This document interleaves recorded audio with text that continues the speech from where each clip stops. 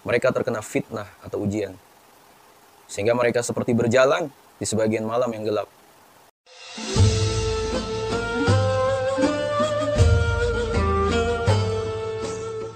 Bismillahirrahmanirrahim. Alhamdulillahilladzi an'amana bi ni'matil imani wal islam wa nusalli wa nusallimu ala khairil anam sayyidina Muhammadin wa ala alihi washabbihi ajma'in amma ba'du. Ala inna awliya Allah la khaufun 'alaihim wa la hum yahzanun. Ingatlah, sesungguhnya para wali Allah tiada ketakutan pada diri mereka dan tiada pula mereka berduka cita. Quran surat Yunus ayat 62. Asabiku semua, video ini saya tunjukkan kepada orang-orang yang ingin mencari dan bertemu dengan kekasih Allah yang setiap zaman diturunkan oleh Allah Subhanahu wa taala ke dunia untuk membimbing manusia agar tetap di jalan yang diridhoinya. Video ini mudah-mudahan bisa membuka hijab orang-orang yang selama ini mengingkari adanya waliullah. Siapakah waliullah itu? Dan bagaimana kita bisa mengetahui kalau seseorang mempunyai derajat wali? Berikut pendapat para syekh tentang waliullah.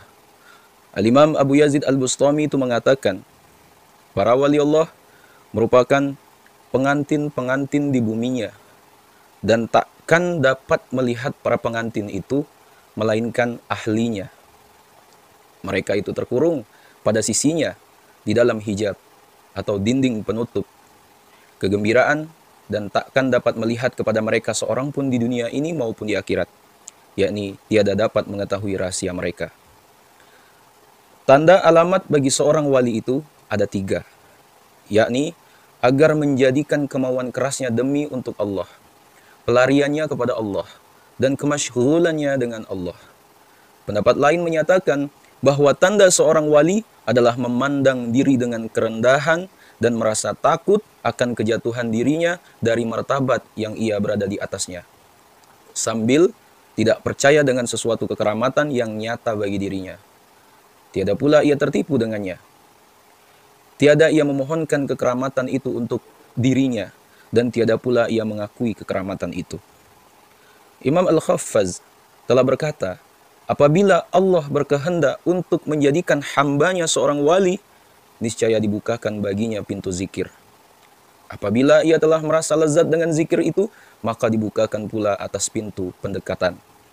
Kemudian ditinggikan martabatnya kepada majelis-majelis kegembiraan. Lalu ia didudukkan di atas kursi keimanan untuk disingkapkan, dibukakan daripadanya hijab tabir penutup, dan dimasukkannya ia ke pintu gerbang keesaan, serta diungkapkan baginya garis-garis kemahaagungan Allah Subhanahu wa taala.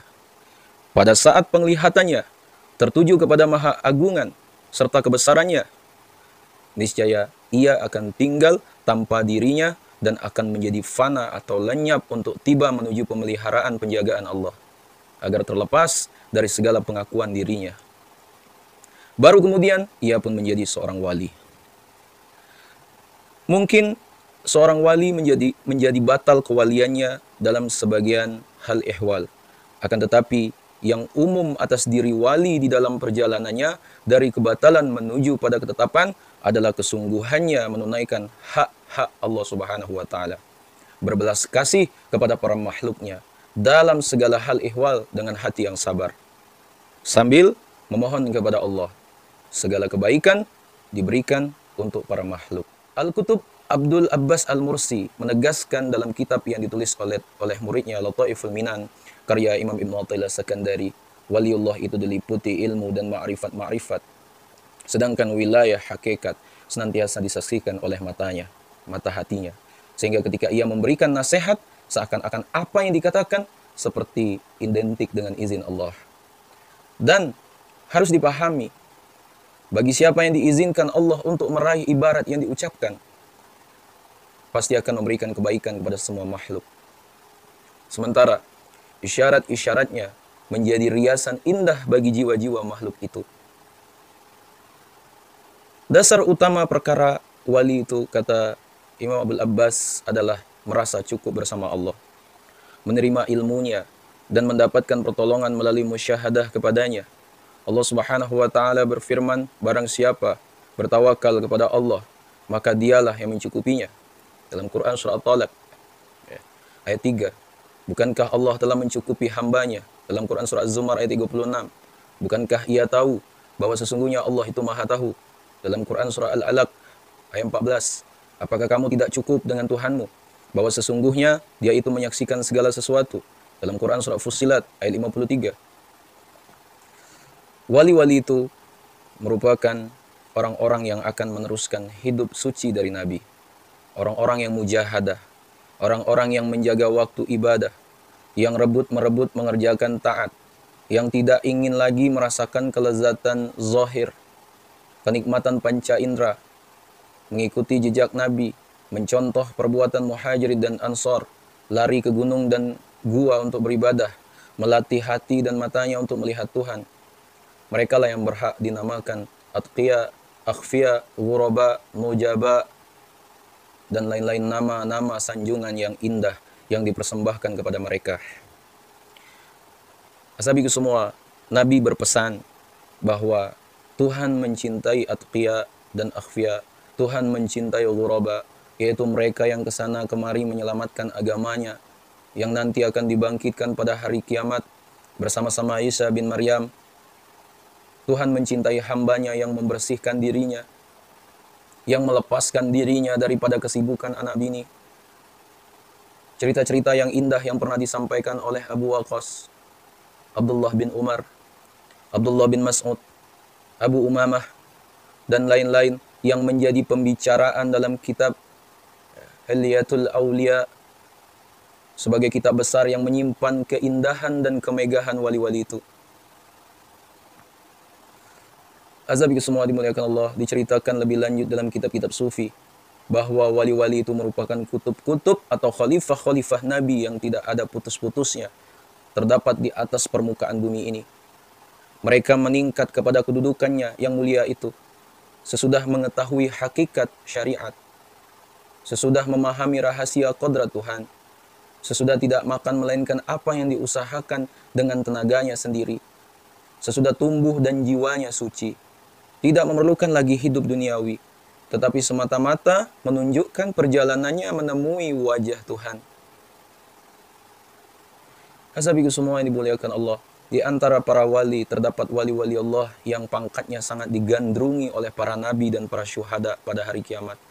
Seperti hadis Rasulullah Shallallahu Alaihi Wasallam, sesungguhnya ada di antara hamba Allah manusia yang mereka itu bukanlah para nabi dan bukan pula para syuhada. Mereka dirindukan oleh para nabi dan syuhada pada hari kiamat karena kedudukan atau pangkat mereka di sisi Allah Subhanahu wa taala. Seorang dari sahabatnya berkata, "Siapa gerangan mereka itu wahai Rasulullah? Semoga kita dapat mencintai mereka." Nabi Muhammad SAW menjawab dengan sabdanya, "Mereka adalah suatu kaum yang saling berkasih sayang dengan anugerah Allah, bukan karena ada hubungan kekeluargaan dan bukan karena harta benda. Wajah-wajah mereka memancarkan cahaya dan mereka berdiri di atas mimbar-mimbar dari cahaya. Tiada mereka merasa takut seperti manusia merasakannya, dan tiada mereka berduka cita apabila para manusia berduka cita." Hadis riwayat An-Nasa'i dan Ibnu Hibban dalam kitab sahihnya. Ashabiku semua, kemudian Rasul membacakan firman Allah Subhanahu wa taala, "Ingatlah sesungguhnya para wali Allah tiada ketakutan pada diri mereka dan tiada pula mereka berduka cita." Dalam Quran surah Yunus ayat 62. Pernah Rasulullah SAW ditanya tentang siapa para wali Allah itu. Beliau menjawab, mereka itulah pribadi-pribadi yang apabila dilihat orang, niscaya Allah Subhanahu wa taala disebut bersama namanya. Mereka terbebas, terselamatkan dari fitnah dan cobaan dan terhindar dari malapetaka. Nabi Muhammad SAW bersabda, sesungguhnya bagi Allah ada orang-orang yang baik, yang tidak pernah menonjolkan diri di antara para hambanya, yang dipelihara dalam kasih sayang dan dihidupkan di dalam afiat sehat yang sempurna. Apabila mereka diwafatkan, niscaya dimasukkan ke dalam surganya. Mereka terkena fitnah atau ujian, sehingga mereka seperti berjalan di sebagian malam yang gelap, sedang mereka selamat daripadanya.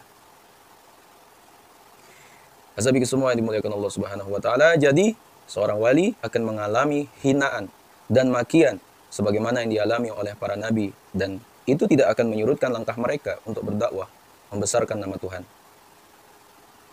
Saya jadi ingat ucapan guru dari guru saya kepada beliau ketika beliau masih berguru, nanti suatu saat, nanti 1.000.000 orang mengatakan kau masuk neraka, tidak usah kau takut, kecuali yang satu itu. Cintailah yang di bumi, maka yang di langit akan mencintaimu. Sahabat semua dimuliakan Allah Subhanahu wa taala, semoga Allah Subhanahu wa taala berkenan mempertemukan kita dengan kekasihnya di muka bumi, agar kita bisa mencintai kekasihnya. Dengan demikian maka Allah Subhanahu wa taala pasti mencintai kita. Amin ya rabbal alamin. Sahabat semua dimuliakan Allah Subhanahu wa taala.